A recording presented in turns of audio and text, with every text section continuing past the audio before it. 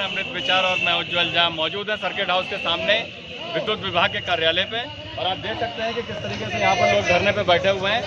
यही लोग परसों कंपनी गार्डन में भी बैठे हुए थे झंडे के नीचे, और आज नौबत ये आ गई कि आज ये अपने कार्यालय पे ही धरने पे बैठे हुए हैं। हम बात करेंगे कुछ लोगों से। हालांकि यहाँ पे आपको बताते चले कि कुछ देर पहले पूर्व सांसद प्रवीण सिंह आरन यहाँ पे आए थे, इनके समर्थन में कुछ बोला भी है, बहुत सारी बातें उन्होंने कही भी है, और अंदर भी गए थे, उनसे बात भी, अधिकारियों से भी बात की उन्होंने। बाकी ठीक है, तो हमारी अच्छी बात होगी, हमने अपना व्यू रख दिया कि ये लोग जो है इनका इशू ये ऊपर होगा। ठीक है, सोर्सिंग की पावर अगर हुई है, आउटसोर्सिंग की हुई है, तो वो ठीक है, आपका डिसीजन है, यू आर जनरल मैनेजर। अभी आपका डीएम वाला डेजिग्नेशन भी तो होगा। पहले डीएम भी थे, मैं तो काफी दिखा रहा हूँ यहाँ पर, तो अगले दिन डीएम है और मैं तो यहाँ खेला करता था, आठवीं क्लास से इलेक्शन लड़ा हूँ मैं।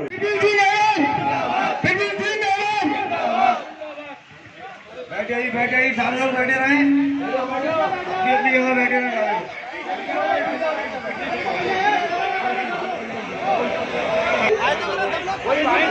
पूरी बात ही बताइए।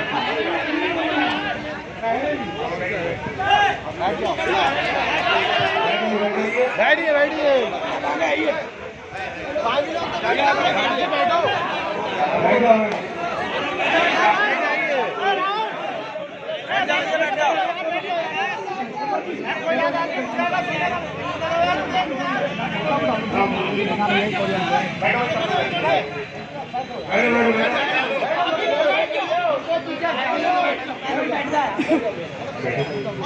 जानते होंगे ये उत्तर प्रदेश पावर कारपोरेशन निविदा संविदा कर्मचारी संघ के तत्वाधान में बरेली मंडल यूनिट की ओर से ओरियन कंपनी के द्वारा आर्थिक और मानसिक शोषण और लगातार 3 महीने से वेतन न मिलने के कारण कई बार लिखित सूचना विभागीय अधिकारियों को देने के बावजूद भी समस्याओं का हल न होने के कारण ये धरना प्रदर्शन आयोजित किया गया है। इस धरना प्रदर्शन में आप लोगों की समस्याओं की आवाज सुनकर के, आप लोगों की पीड़ा को सुनकर के आपके बीच यहाँ के पूर्व सांसद परमादरणीय प्रवीण सिंह आरन जी आपके बीच पहुंचे हैं। सभी लोग एक बार उनका जोरदार तालियों से स्वागत करें।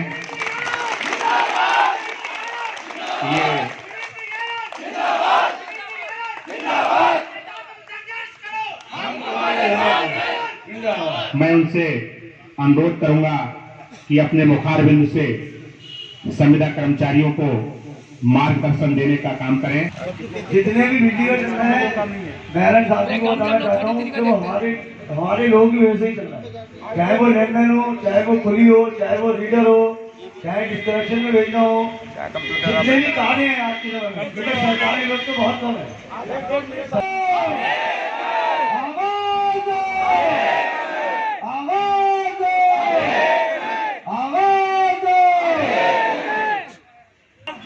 संविदा कर्मचारी संघ हमारे जो प्रदेश उपाध्यक्ष हैं श्री हर्षवर्धन जी, और यहाँ पर जो प्रदेश अध्यक्ष, प्रदेश महामंत्री, प्रदेश उपाध्यक्ष और प्रदेश केंद्रीय यूनिट और रिंकू श्रीवास्तव जो यहाँ के जिला अध्यक्ष हैं, जिन्होंने आप सब साथियों की ओर से और उन तमाम साथियों की ओर से जो यहाँ पर आज समय मौके पर नहीं आए, और आपने खुद कहा कि मैं अपने साथियों को आप छोड़ कर आए ताकि राष्ट्रीय संपत्ति, सरकारी संपत्ति मेंटेन रहे, पब्लिक की संपत्ति को दिक्कत ना हो, पब्लिक को दिक्कत ना हो। सबसे पहले तो मैं इन्हीं भावनाओं के लिए और आपके इस किरदार, आपके इस व्यवहार के लिए मैं आप सबका अभिनंदन करना चाहता हूँ कि आपने सरकारी संपत्ति और पब्लिक की सुविधा दोनों चीजों का ख्याल रखा है। और जब कोई आंदोलन, जब कोई कार्यक्रम सद्भावना के साथ और कानून के दायरे में रहकर करा जाता है तो उसको देर सवेर कामयाबी जरूर मिलती है।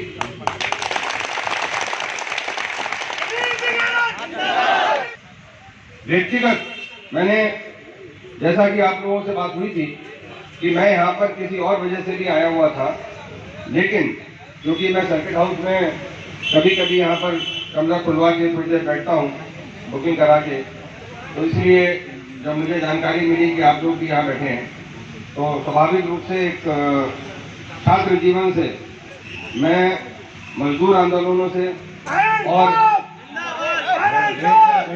मजदूरों के, किसानों के, व्यापारियों के, छात्रों के आंदोलनों से मैं बचपन से जुड़ा रहा हूँ। यहाँ पर इसी प्रीमाइसेस में, इसी क्षेत्र में, इसी कार्यालय में मैंने बहुत 20 साल, 25 साल, 30 साल पहले बहुत से कार्यक्रमों में हिस्सा लिया है, बहुत से आंदोलनों में हिस्सा लिया है। बहुत सारी यादें मेरी जुड़ी हुई हैं और व्यक्तिगत यादें भी, राजनीतिक और सामाजिक दोनों तरह की यादें। तो मैं आपको 2-4 बातें बता दूं। एक तो मैं व्यक्तिगत तौर पर, चाहे वो कर्मचारी स्थायी हो या अस्थायी हो, उसके हितों के लिए स्वाभाविक रूप से जुड़ा हुआ हूं। मैं हमेशा इस पक्ष का हूं कि चाहे वो प्रोविडेंट फंड हो, ईपीएफ हो, जो भी हो, इन सब की सुरक्षा एम्प्लॉयर की तरफ से होनी ही चाहिए। जो कम से कम निजीकरण का जो दौर चल रहा है, ये दौर जो है भारतीय व्यापारी, भारतीय कंपनियों को छोड़कर, उससे आगे निकलकर विदेशी कंपनी का बना हुआ है। क्योंकि हिंदुस्तानी कंपनी तो हिंदुस्तान के नियम कायदे से बनी हुई होगी, लेकिन अब अगर विदेशी पूंजीपतियों की साजिशों में फंस गए तो उनकी ना तो कोई ममता है, ना कोई जुड़ाव है, ना कोई सांस्कृतिक जुड़ाव है, ना कोई भावनात्मक जुड़ाव है। कहीं किसी तरह का उनकी हमदर्दी आप लोगों के और देश की आम जनता के खिलाफ नहीं होगी। तो किसी भी तरह की विदेशी कंपनियों का, चाहे वो सरकारी उपक्रम किसी भी प्रकार का हो, चाहे वो BHEL का हो, मानवीय होगा। हिंदुस्तान की जनता और यूरोप की जनता में फर्क है।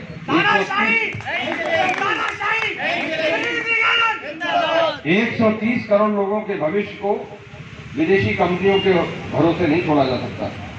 और मेरा मानना यह है कि आज जो आर्थिक मंदी फैलाई जा रही, आज जो हालात पैदा किए गए, ऐसा लगता है कि अगर विदेश से पूंजी नहीं आएगी तो पता नहीं देश का क्या हाल होगा।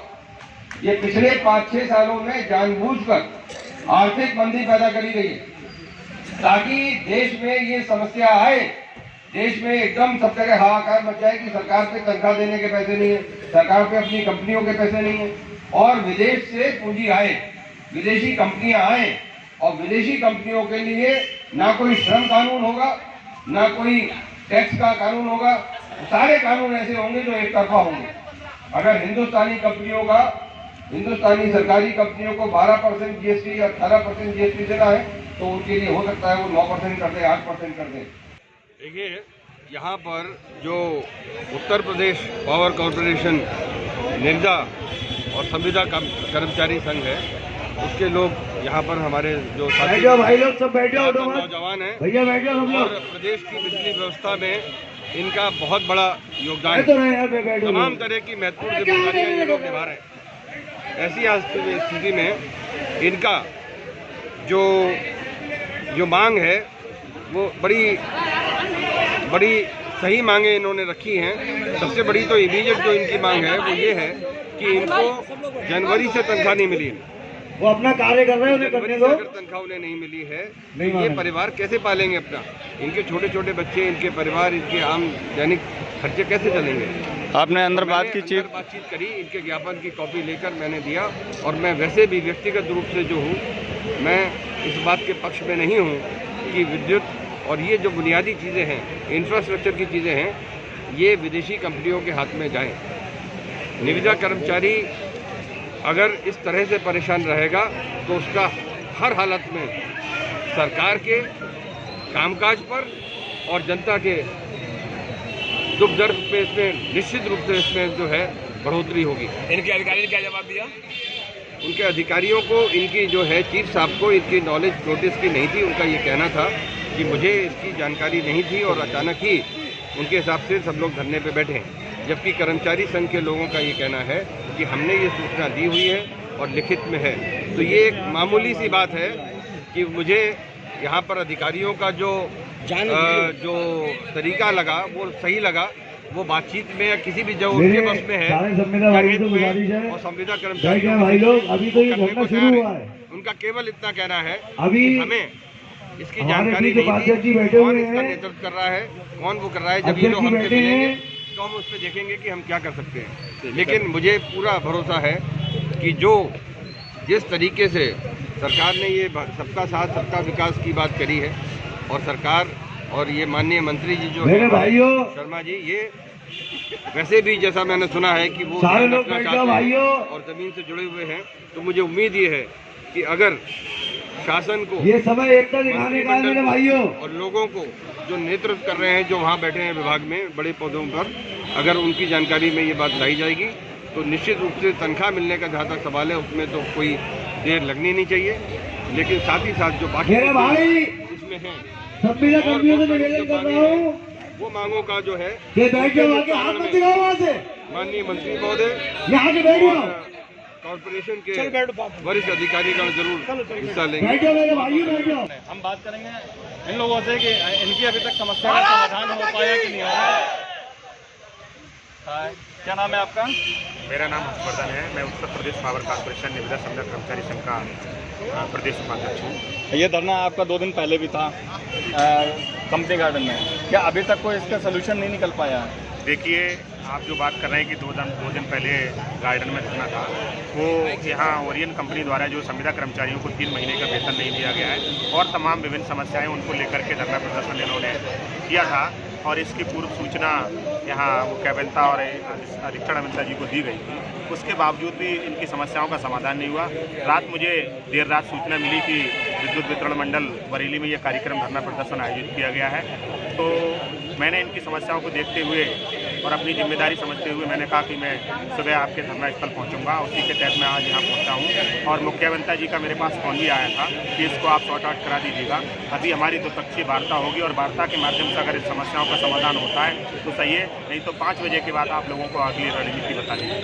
देखिए, जैसा कि इन्होंने बताया है कि 5 बजे तक तो फिलहाल ये बैठे हुए हैं, और मुख्य अभियंता से बात होती है तो ठीक है, अगर बात नहीं होती है तो 5 बजे के बाद ये दूसरी रणनीति क्या होगी इनकी, ये बताएंगे। फिलहाल और भी हमारे साथ लोग बैठे हुए हैं जो यहाँ पर धरने पे बैठे हुए हैं, हम बात करेंगे इनसे। क्या नाम है आपका? मेरा नाम जहीर खान है। जहीर भाई, ये बताइए, आप परसों भी बैठे थे और आज भी बैठे हुए हैं धरने पे, क्या हुआ? अभी तक कोई समाधान नहीं हुआ? अभी तक कोई समाधान नहीं हुआ है हमारा। परसों हमारे अधिकारी से बात हुई थी, उन्होंने कहा था कि कल तक आपकी 3 महीने की सैलरी दे दी जाएगी, लेकिन अभी तक कोई सैलरी नहीं है। किस अधिकारी से बात हुई थी? अधीक्षण अभियंता से बात हुई तो थी। उन्होंने कहा था 3 महीने की सैलरी आपको दे देंगे। उन्होंने ये कहा था कि 1 महीने की सैलरी आपकी आ जाएगी और बाकी 2 महीने की सैलरी आपकी जनवरी तक आ जाएगी, लेकिन हम उस चीज़ से संतुष्ट नहीं हुए, सहमत नहीं हुए, तो हमने कहा कि 3 महीने की सैलरी पूरी चाहिए, तभी हम काम पर वापस आएंगे। देखिए, कहीं ना कहीं इनको बहलाने फुसलाने की कोशिश की जा रही है, और कहा जा रहा है कि 1 महीने की सैलरी हम आपको दे देंगे और आप वापस आ जाइए।